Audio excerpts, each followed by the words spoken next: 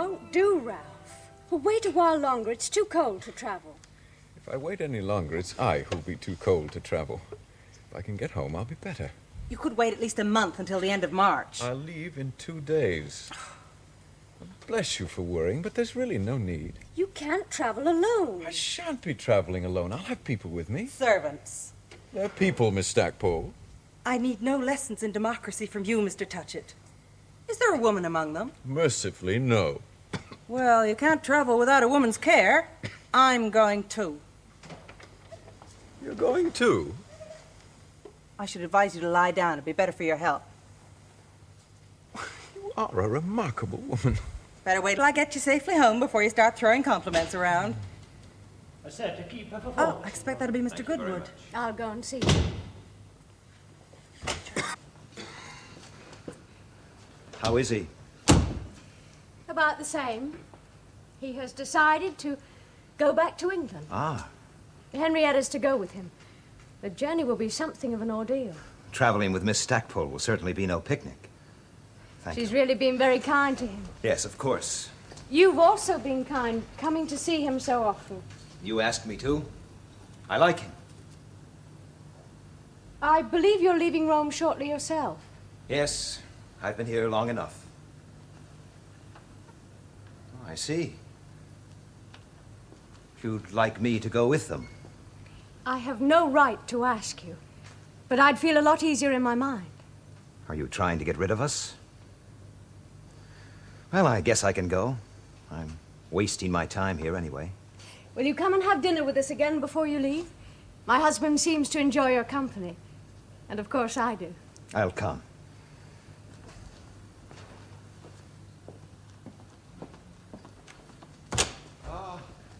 Goodwood, you've come just in time. I'm drowning in a sea of women.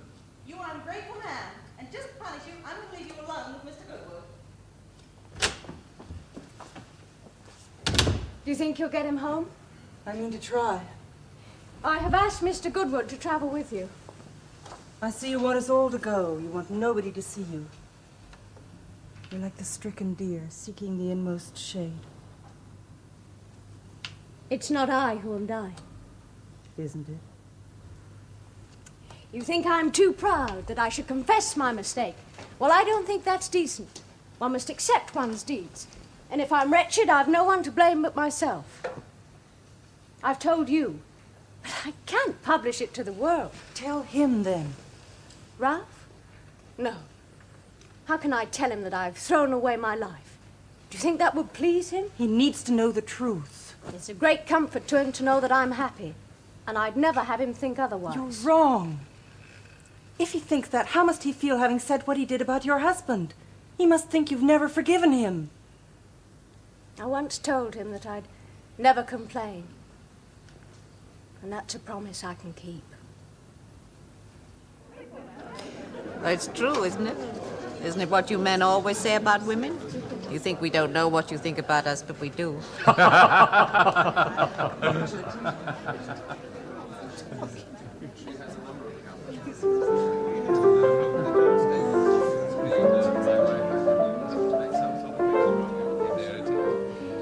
Well, you must promise to come back. There's something very reassuring in talking to a genuine outsider. Oh, I shall probably pass this way again. What we've liked about you, will you permit me to say this? It's that you're so thoroughly modern. But you don't really care for what's new. Not at all. My wife and I like everything that's new, provided it's not just the pretense of it. The moderns we see are poor stuff. It's sometimes difficult to tell the difference, isn't it? Ah, that's where you need a good instinct. Will you... No, thank you.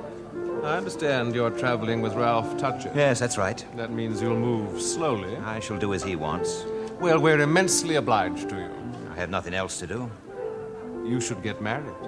Then you'd have plenty to do. Do you find you're so much occupied? Yes, my wife and I do so many things together. Read, study, play music, talk endlessly. I can recommend it. Well, everyone seems to have drifted off. Will you excuse me? Yes. You're in. Faithful to the last? I was waiting to have a word with you. Let's go into the other room. I suppose you've come to say goodbye. I don't want to, but I suppose I must. You must come back and see us again. Now, what does that mean? As long a time hence as possible. No, I didn't mean that. I don't understand you. I said I'd go, and I'll go. But I don't understand you. Did you come all the way to Rome to understand me? I came to try and understand what you've made of your life. What am I to believe? What am I to think? You must think what you wish. That's evasive. If you are unhappy, I should like to know it. At least that would be something. To know I was unhappy? Would that please you? Please me? No. But I could live with it better than knowing you are happy. Are you? I've told you I am. Yes, you've told me. But I don't know what to think. Somehow you've changed. I can't get near you. You come very near. No. You conceal everything. I want to know the truth. You ask a great deal. Yes. Because I'd rather know the truth about you, even if it's damnable, than to have come here for nothing. That isn't why I came. I came because I wanted to assure myself that I needn't think of you anymore. No. It's simpler than that. It's that I love you. That's what I came for, to tell you that. I thought it was for something else, but it was for that and that alone. I've no right to say it, I know. And I shouldn't have said it if I didn't believe I should never see you again. But having said it, I still want to know the truth about you. You must tell me. What can it cost? I can't judge by your husband. I don't understand him. He tells me you adore each other. Why does he tell me that? It's no business of mine. I have no right to ask these, but I love you. I love you. You've behaved so well. Don't spoil it. No one hears me. I shan't be put off. I love you as I've never loved you. I know it. I ask nothing. Nothing. Just one sole satisfaction. Whether or not I may pity you. Should you like that? To pity you? I'd give my life to it. Don't give your life to it, but give a thought to it. Every now and then.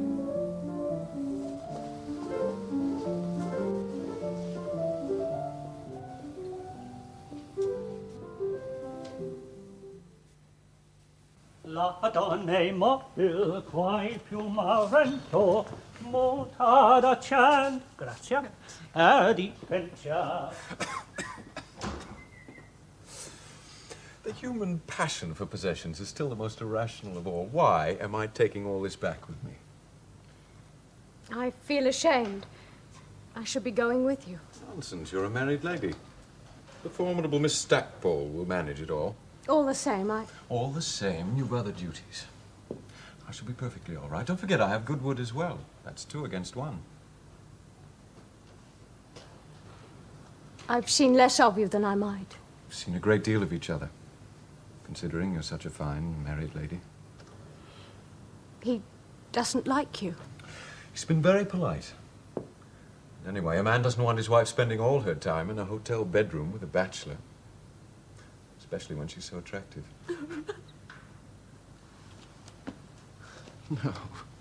No. With Henrietta at the head of your little band, there'll be nothing left for Mr. Goodwood. You've been my very best friend. No. I've been no use to you. If you send for me, I'll come. Your husband wouldn't like that. No. All the same, I shall arrange it. I shall keep that promise for my last pleasure. But you'll visit me many times before then, and I shall entertain you royally.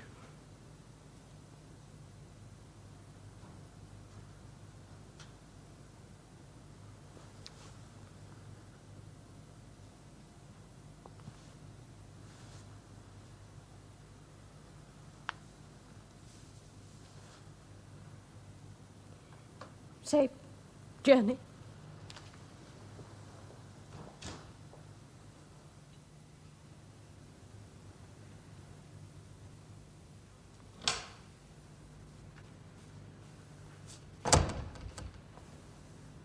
I didn't know you were back. I'm glad they've given you some tea. I came back late yesterday afternoon. You grew tired of Naples. No. But I'm always careful not to wear out my welcome. Tell me, what on earth did you do with Lord Warburton? I expected to find him here and to be able to congratulate Pansy. Well, you may still be able to congratulate Pansy, though not on marrying Lord Warburton. How do you say that? Don't you know I'd set my heart on it? You shouldn't have gone to Naples, then. You should have stayed and watched over the affair. I had too much confidence in you. Do you think it's too late? You'd better ask Pansy. I shall ask her what you've said to her. You sound as if you'd suffered some special disappointment. Oh, I have. It all sounded very hopeful. Well, the hopes were yours, not hers. I don't see that you had any right to them. You mean it's none of my business? You forget. I am an old friend of the family. Do you think Warburton's left us forever? Well, I can't tell you. I suggest you talk to Gilbert. Doubtless he'll be happy to discuss it with you. I have already. He came to see me last night. So soon? Then you will know all about it. I have no further interest in it. No. Well, your work's been done. Take care, Selina. I always take care. Never more so than when it seems least. Gilbert judges you harshly. You know that. Should you like to know how I judge him? Pansy will do well enough. Just leave it alone. Well, that's not possible. One needs to know the truth. What truth are you talking about? Whether he changed his mind of his own accord or because you recommended it. Now, don't be heroic and don't take offense. After all, I'm only being frank with you. It's important Gilbert should know. It would make a difference to his view of his daughter's prospects. I mean, if Lord Warburton simply got tired of the girl, that's one thing, though it's a great pity. But if he changed his mind because of you, that's another. That's a pity, too, but in a different way. And in that case, one might persuade you to resign yourself to not being pleased and to seeing her married. Let him go. Let us have him. Who are you? What are you? What have you to do with my husband? And you do take it heroically. I'm sorry. What have you to do with me? Everything. Everything.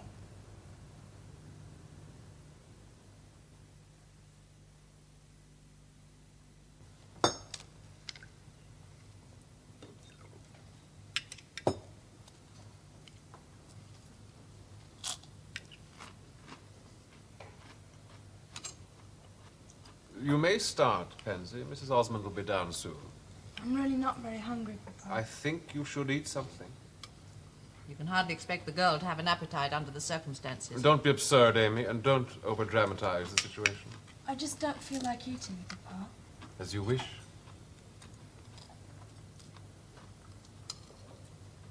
Where did you go this morning? She took me to the Colosseum. Most interesting place. Is that all you have to say about it? I haven't an historical turn of mind, Gilbert, as you know. To me, a stone is a stone. And even if it speaks volumes, I certainly don't hear it. However, I enjoy the sights. One can't return to Florence having seen nothing. I always enjoy them more when Isabel is there. She knows so much about these things. What things? Historical monuments and ancient learning. Aren't you eating, Pansy? I don't feel hungry. She caught another glimpse of Mr. Rosier in the Colosseum today, and her appetite flew away like a frightened bird. Did you speak to him? Of course. How was he? In love, naturally. I can't see that Mr. Rosier is in any way an interesting subject for conversation. Well, it might be to some, Gilbert. Then let me put it this way. It isn't to me.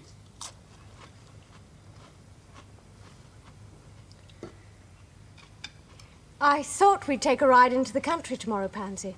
Should you like that? I'm sure she would, except that she's going back to the convent this afternoon. The convent?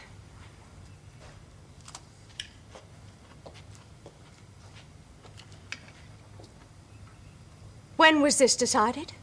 This morning. Mayor Catherine is calling for her at 4:30. Would you excuse me? I'm really not very hungry. I think I'll go and pack my things. Why are you sending her back to the convent? I think it best. It's good for a young girl every now and then to make a retreat for a few weeks.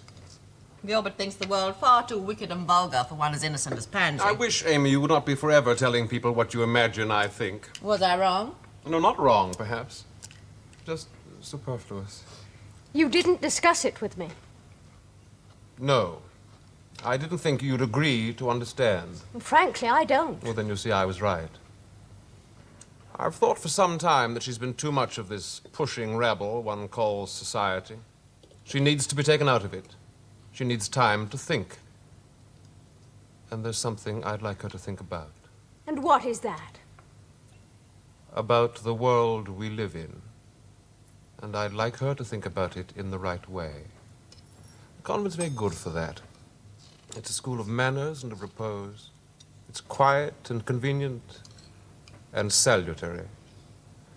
And I like to think of her there in the old garden, amongst those tranquil, virtuous women.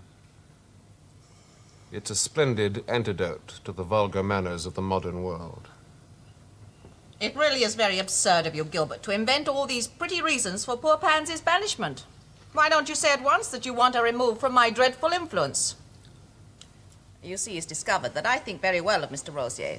And of course he's decided that with such convictions, I'm very bad company for Pansy. My dear Amy, I don't know anything about your convictions.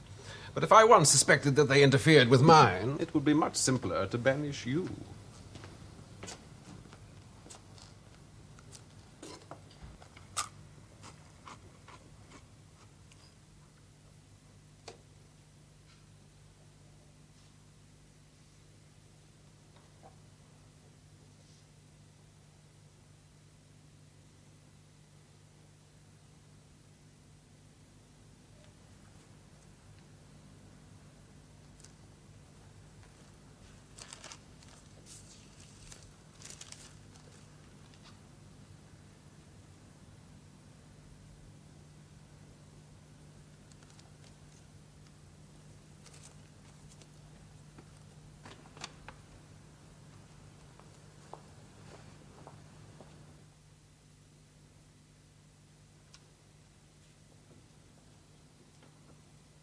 When I come to your room, I always knock. I'm sorry, I forgot. I had something else on my mind. My cousin is dying. He was dying when we married. He'll outlive us all.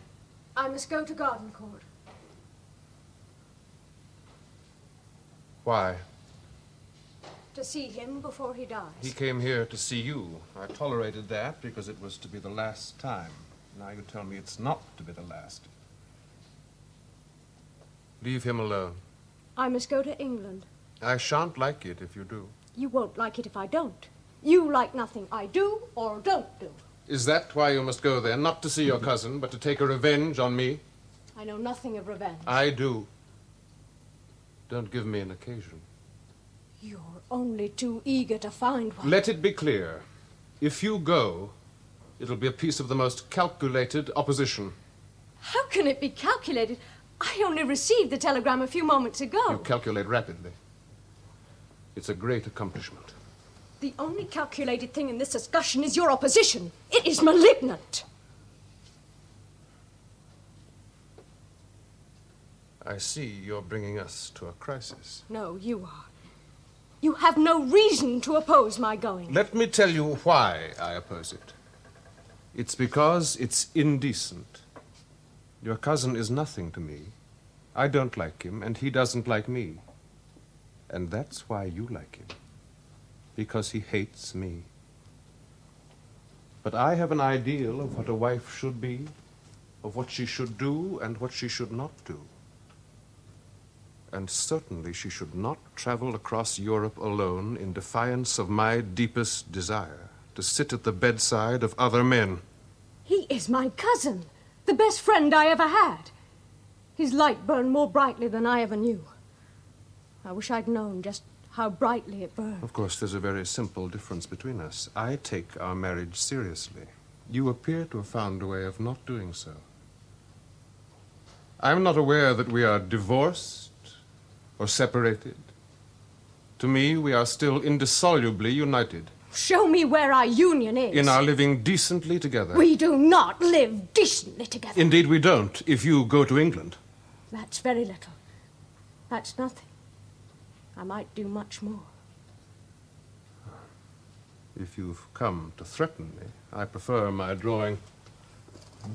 You truly are exquisite. The way you worship form above all else. What I value most in life is the honor of a thing. I had the impression you did too. I suppose if I go, you'll not expect me to come back.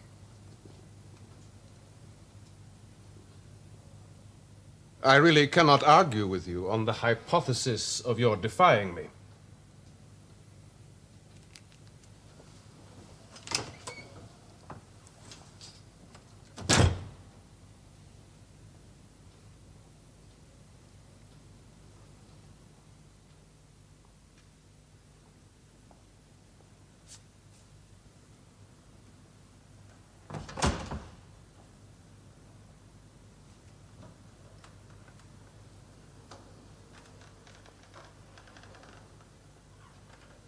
I heard most of it.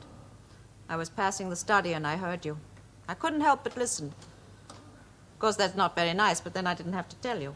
Why are you telling me? Because I like you.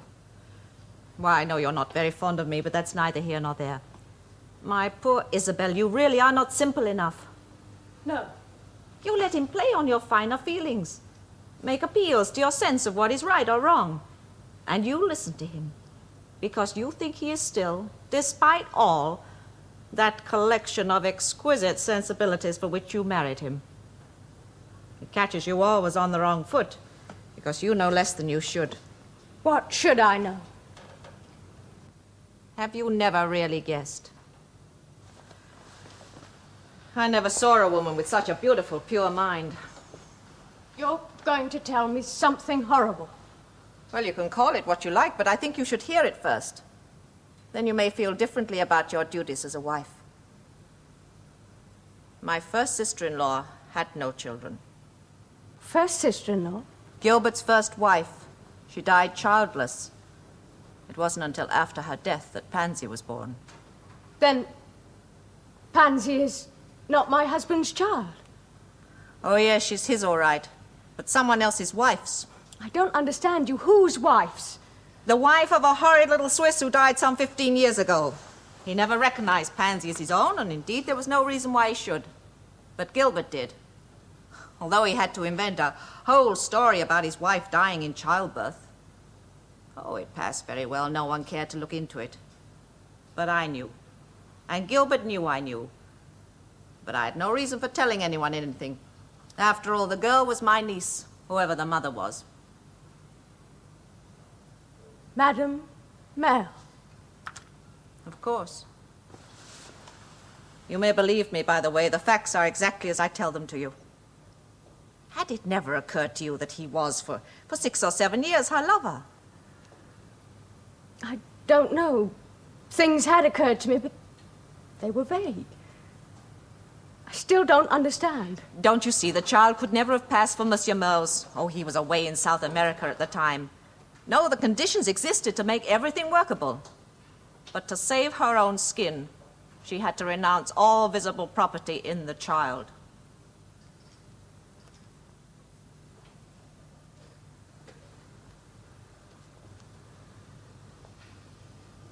I see. You look as if you pity her. Yes. I do pity her. You always did take things oddly. Why are you telling me all this? Because I'm bored with your not knowing. And I'm bored with my brother and his petty ambitions. What right has he to send Pansy back to that convent?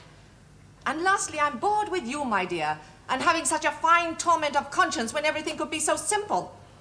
He must have been false to his first wife so soon.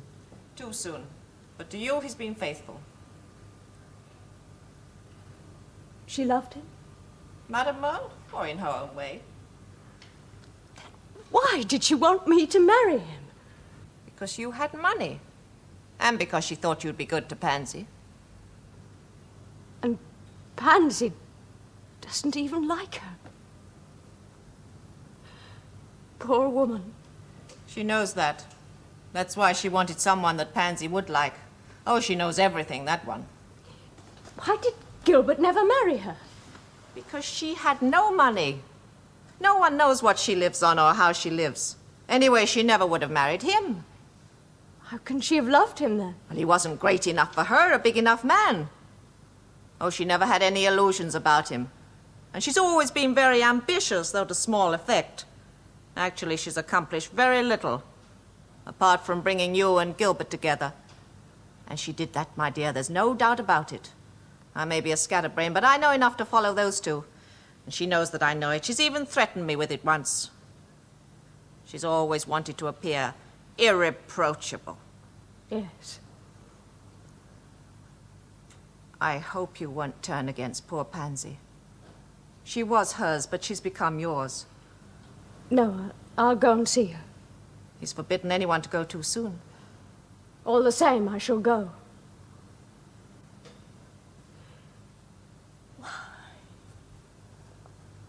Why does he hate me so much? Because you don't adore him. He needed that too, you know, as well as the money. Will you go to England? Oh, yes. I must see Ralph.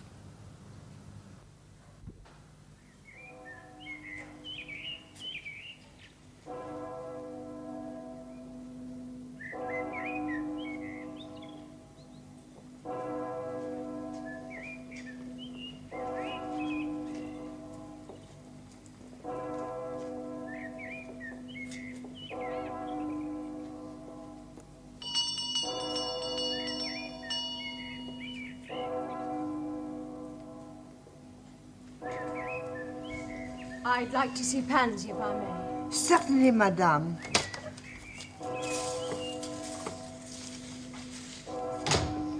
Will you wait here for one moment, please?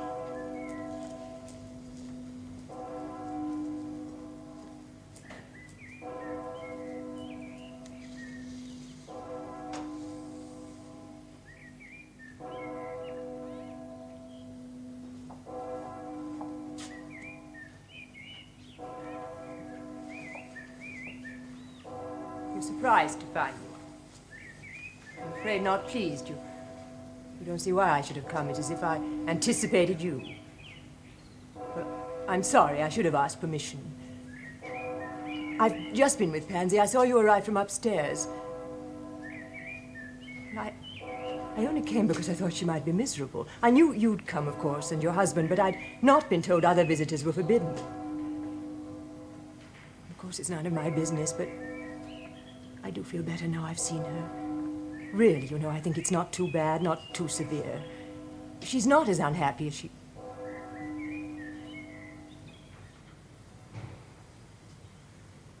I came to bid Pansy goodbye. I'm leaving for England tonight. With your husband? Alone. Ralph Touchett is dying. I'm sorry. He never liked me, but I'm sorry. Is his mother there? Yes, she's returned from America. She used to be very kind to me, but she's changed. Others, too, have changed. Will you come this way, please, madame?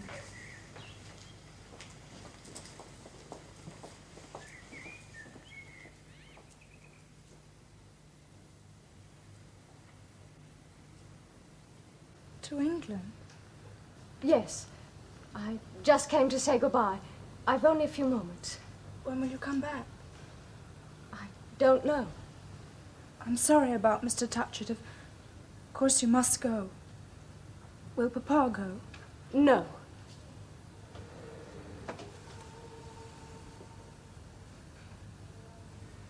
You're not happy, Mrs. Osmond? No, but it doesn't matter. Did Papa send me no message? Well, he didn't know I was coming. He thinks I've not had enough. But I have.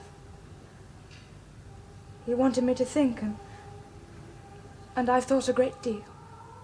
What have you thought about? That I must never displease Papa. But you knew that before. I know it better now. Well, I must go. You won't come back? Perhaps not. I don't know.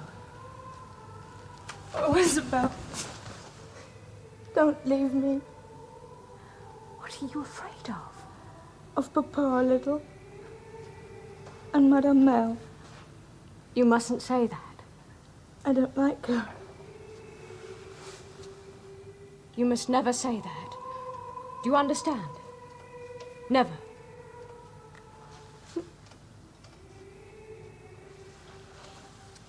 I won't desert you. Goodbye, Pansy.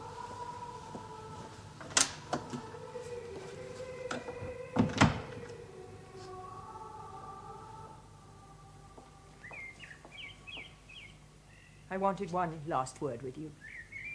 It's time Pansy was taken home. I agree. I'll see what can be done. Are you very fond of your cousin? I don't understand you. You know I am. It's hard to explain, but something occurred to me, and I think it's something you might like to know. Your cousin once did you a great service. He's done me many services. But this one was above the rest. He made you a rich woman. He made me? He imparted to you that extra luster that was required to make a brilliant match. It's him you have to thank. It was my uncle's money. But your cousin's idea. He persuaded his father to it. I don't know how you could possibly know. Believe me, I do know. I thought it was you I had to thank. You're very unhappy, I know. But I'm more so. Yes, I can believe that. I think I should like never to see you again.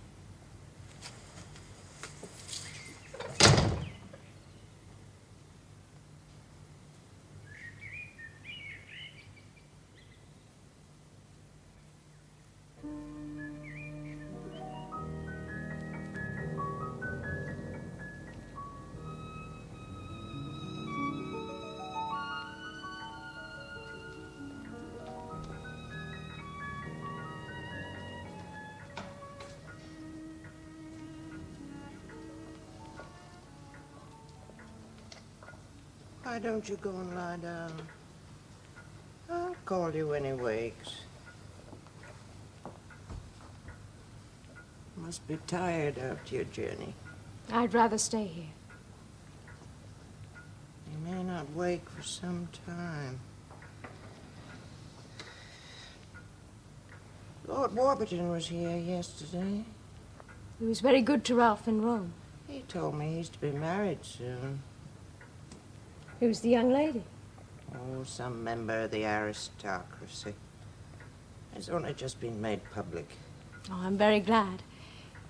I saw Henrietta in London. She, too, is to be married. To Mr. Bentley? Mm-hmm. Oh, I wouldn't have thought it. I'd find it hard to explain. One doesn't have to explain one's marriage. And after all, Mr. Bantling isn't a riddle. I want to ask you 3 questions. That's a great many. I can't do with less, and they're all good ones. Are you sorry you didn't marry Lord Warburton? No, dear aunt. No. Good. The second one... The answer to that is very simple. It's my husband who doesn't get on with me. I could have told him he wouldn't. Do you still like Madame Merle? No. She made a great convenience of me. So she did of me. She does of everyone. I'll go and order some food. We'll eat about 7. It's not been a successful life. No. But it's been a beautiful one.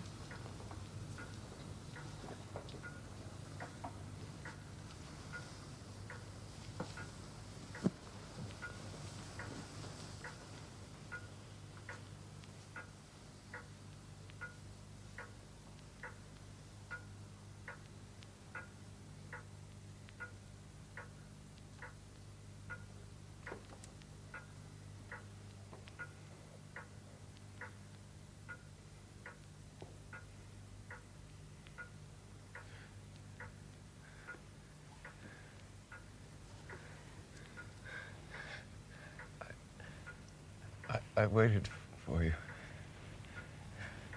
Don't tire yourself by talking, Ralph. What does it matter? There's no harm in making the last effort of all. It was good of you to come. I thought you would. But I wasn't sure. Neither was I till I came. You've been waiting like the angel of death. Very beautiful. This isn't death, Ralph. I won't lose you. I won't. No. No, you'll keep me. I'll be nearer than I've ever been.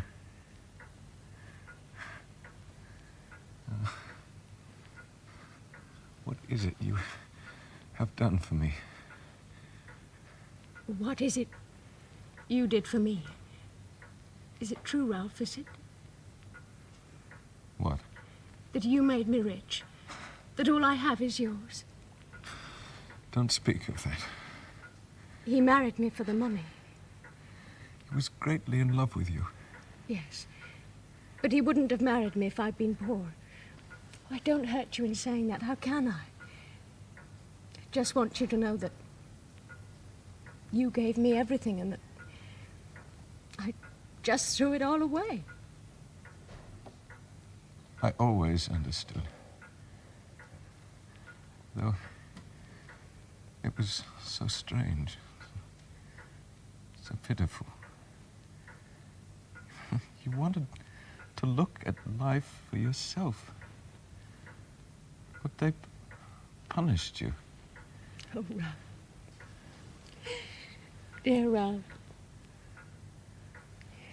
Yes.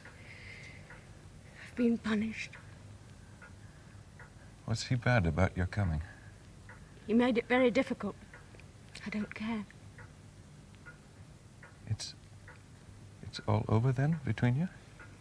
Oh, no. What can be over? You can't go back. I don't know. I can't tell. I don't want to think about it now. I only want to think about you. Here with you, I'm happier than I've ever been. I want you to be happy too, and not to think of anything sad. Just to feel that I'm near you. And that I love you. I don't know why we should suffer so much. Perhaps I'll find out. It all passes. And you're very young. I feel very old. But you'll grow young again. That's how I see you. I don't believe. Don't tire yourself with talking. We don't need words to understand each other. It was a generous mistake, yours.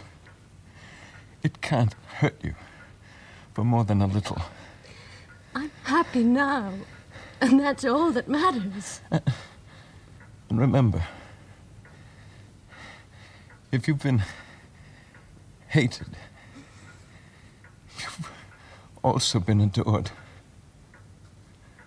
Oh, but Isabel, adored. My brother.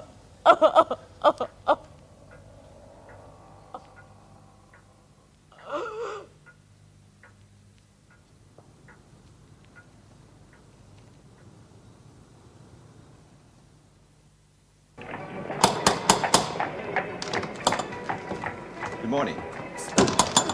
I was hoping to find Mrs. Osmond here. I went down to Garden Court this morning, and they told me that she'd come to London. I expected to see you at the funeral. It wasn't possible for me to attend. Has she been here? She was here last night, but she left for Rome this morning. She left. She went back. Yes. To him after what he did? Did? He hates her. How do you know? I'd know it anyway. But I saw her at Garden Court 2 days ago. She told you that? I told her, and she didn't deny it. I begged her to leave him, to turn to me. But she said nothing. Nothing that was clear or simple. She seemed confused. Gone back to Rome. Look here, Mr. Goodwood. Just you wait.